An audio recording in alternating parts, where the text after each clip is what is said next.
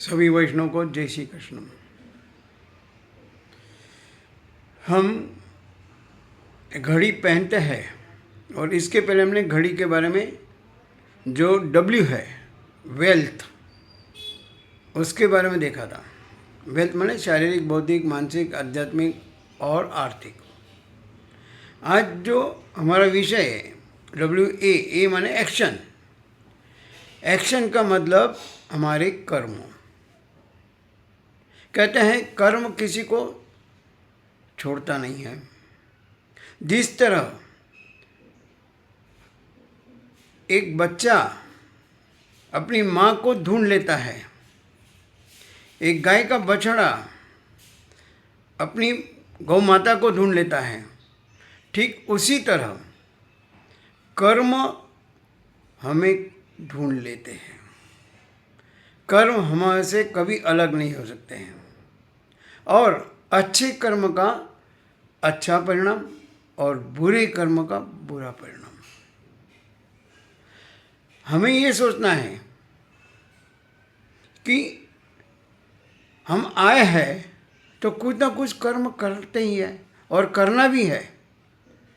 कुछ ना कुछ कर्म करते ही, इसका मतलब क्या है? श्वास लेना ये भी एक कर्म है। और करते हैं माने हम अपने जीवन में जो मन में विचार आते हैं उसको हम बुद्धि से निर्णय लेकर उसका इम्प्लीमेंटेशन करते हैं, अमल करते हैं। तो ये बुद्धि में जो मन में जो विचार आते हैं, क्योंकि जो विचार है, विचारों का प्रभाव मन पर होता है, मन का प्रभाव शरीर पर होता है और मन और तन का प्रभाव पूरे अपने जीवन पर होता है। तो हमें कौन सा विचार करना जाए कि जिससे हमारा जीवन का विकास हो, हम ध्येय को प्राप्त कर सकें और हमारे साथ आने वाला यही कर्म है।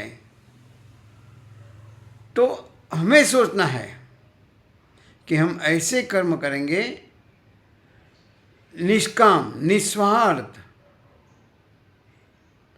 जिससे हम अपना लक्ष्य आसानी से प्राप्त कर सके और आने वाले जो मुश्किलें हैं उसका आसानी से हम सामना कर सकें। क्योंकि कर्म ही है जो हमें अपने विकास की ओर लेके जाते हैं। कर्म से आदमी महान भी बनता है और आदमी का पतन भी होता है। हम पढ़े लिखे हैं, वी आर वेल क्वालिफाइड। ये नहीं कह रहा हूँ कि संसार में हमें मौज मस्ती नहीं करना है, मौज मस्ती तो करना ही है, लेकिन वो मौज मस्ती करते करते हम ऐसे कर्म इकट्ठा करेंगे कि जिसको वजह से दूसरों को तकलीफ ना हो, किसका हम भला कर नहीं सके, लेकिन किसका बुरा तो नहीं सोचेंगे। सोचने की बात है, करना तो बात की बात है। हम अगर किसी के बारे में बुरा सोचते हैं तो उसके मन में भी वही विचार हमारे लिए पनपते हैं, ये रखना। एक बार एक राजा और उसका एक बनिया के साथ दोस्ती थी और दोनों हर रोज़ मिलते थे, यहाँ उधर की बात करते हैं। बनिया बहुत श्रीमंत था, उसके चंदन का व्यापार का ये था, व्यापारी था। लेकिन उसके मुनि में एक दिन आके के कहते हैं कि अभी अपने चंदन की लकड़ियाँ नहीं बिक गई तो फिर अपने को नुकसान होगा। तुरंत उससे मन में आया कि अगर राजा मर जाए, जो उसका दोस्त है, दर रोज मिलते हैं, अगर वो मर जाए तो उसके अंतिम संस्कार के लिए मेरी चंदन की लकड़ियाँ खप जाएगी और मुझे नुकसान से मैं बच पाऊँगा। देखो ये सोच आई। लेकिन यहाँ पे राजा के मन में भी यही आया फिर कि अगर ये बनिया राम नाम सत्य हो जाएगा तो इसका कोई पुत्र है नहीं, तो उसकी पूरी जो संपत्ति जायदाद है वो राज्य में हो जाएगी। राजा बेचैन हो रहा, ऐसे मेरे मन में विचार आया ही क्यों। उसी तरह ये आया, तब उसने पूछ लिया, सही बताना कि आपके मन में क्या है। तब उसने बताया, तो राजा ने बताया मेरे मन में भी ये है। तो राजा ने ये कहा कि तुमने ये क्यों नहीं सोचा कि राजा अपने महल के जो दरवाजे हैं चंदन के लकड़ी के बनाए, अपना जो झूला है चंदन के लकड़ी का बनाए। यही सोचने का फर्क है, और इसी के ऊपर हमारा कर्म आधार करता है। जैसा सोचोगे वैसा बनोगे, बनोगे माने कर्म ही करेंगे। तो सोचना, भगवान तो बोलता है मैं आपको तो दे दिया है, अभी जीवन कैसा जीने का इसका रिमोट कंट्रोल आपके हाथ में है।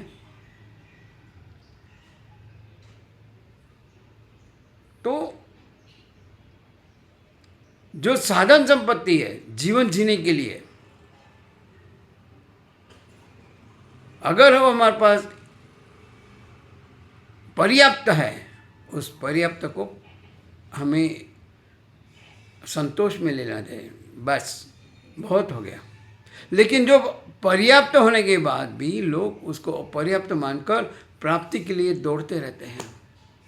कहाँ अच्छा तरह किसी ने कहा है कि अगर हम यही संपत्ति बैंक में रखते हैं, कुछ करते हैं तो वहीं रह जाएगी, हमारे साथ कुछ नहीं आने वाला। हम जानते हैं एक सुई, एक टाकनी भी हमारे साथ नहीं आ सकती है, तो ये संपत्ति कहाँ से आएगी।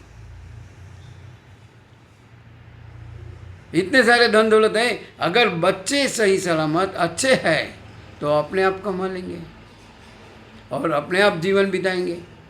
अगर बच्चे खराब है तो मारपीट करके अपने आप को लुटा लेंगे। कहने मतलब आप अगर नहीं अपना जो संपत्ति, फिर संपत्ति माने खाली आप शारीरिक, अब आर्थिक संपत्ति नहीं, शारीरिक मानसिक बौद्धिक आध्यात्मिक जो भी है, वो संपत्ति अगर सही अर्थ में सही मायने में नहीं उपयोग करेंगे तो उसका फिर अपव्यय हो जाएगा, दुरुपयोग हो जाएगा। इसलिए हमें कर्म के बारे में ज़्यादा सोचना है। अगर कर्म हमारा ठीक है, सही है, तो हमारे रास्ते में कोई विघ्न नहीं आ सकता। अगर आएंगे तो आसानी से निकल जाएंगे, क्योंकि अब उसके वो सोच आ जाती है, उसकी वो हिम्मत बन जाती है, मन मक्कम बन जाता है। कर्म करते जो अच्छे करते हैं उसको अपने आप शक्ति मिल जाती है, ऊर्जा अपने आप मिल जाती है। तो कहने मतलब हमें यही सोचना है कि हमारे जीवन में हम ऐसा कर्म करेंगे कि भगवान खुद देने को मजबूर हो जाए, भगवान खुद हमारे पास आए। दुर्योधन ने कर्म किया, अपने लिए किया, स्वार्थ के लिए किया, उसका पतन हुआ। कर्ण ने कर्म किए किसके लिए?